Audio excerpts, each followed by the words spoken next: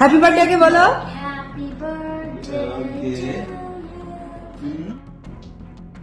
এবার প্রকাশ হলো শাকিব খানের জন্মদিনে আব্রাহাম খান জয়ের কেক কাটার বিশেষ মুহূর্ত, যেখানে শাকিবের পুরো পরিবারের সঙ্গে আনন্দে মেতে উঠেছিল আব্রাহাম খান জয়।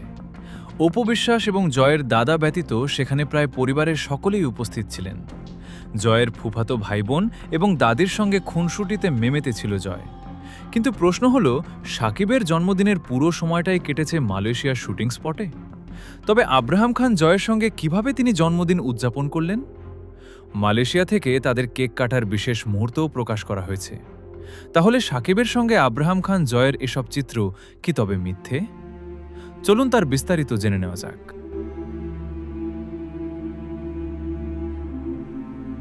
শাকিবকে ছাড়া একটা মুহূর্তও থাকতে চায় না আব্রাহাম খান জয়।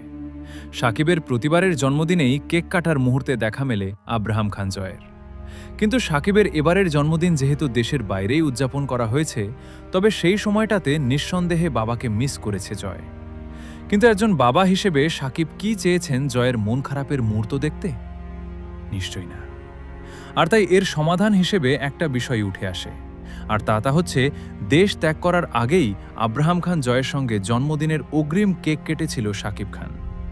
শাকিব জানত এই সময়টা তাকে দেশের বাইরেই কাটাতে হবে, আর তাই দেশে থাকা অবস্থাতেই ছেলেকে নিয়ে জন্মদিনের কেক কাটার আলোচনায় রয়েছেন শাকিব খান। শাকিব এবং তার পরিবারের সঙ্গে আব্রাহাম খান জয়ের যে চিত্রগুলি প্রকাশ করা হয়েছে, সেখানে কেক কাটার কোনো চিত্র ফুটে ওঠেনি। কিন্তু কোনো বিশেষ মুহূর্ত ছাড়া নিশ্চয়ই পরিবারের সকলে এভাবে একসঙ্গে হয় না, যার ফলে শাকিবের পুরো পরিবারের সঙ্গে আব্রাহাম খান জয়কে দেখা মাত্রই আলোচনা ঘুরে দাঁড়িয়েছে শাকিবের জন্মদিনের দিকে। অর্থাৎ শাকিব দেশ ত্যাগ করার আগেই ছেলে সন্তান এবং বাবা মাকে নিয়ে জন্মদিন উদযাপন করেছিলেন, যার চিত্রগুলোই এখন একে একে প্রকাশ করা হচ্ছে।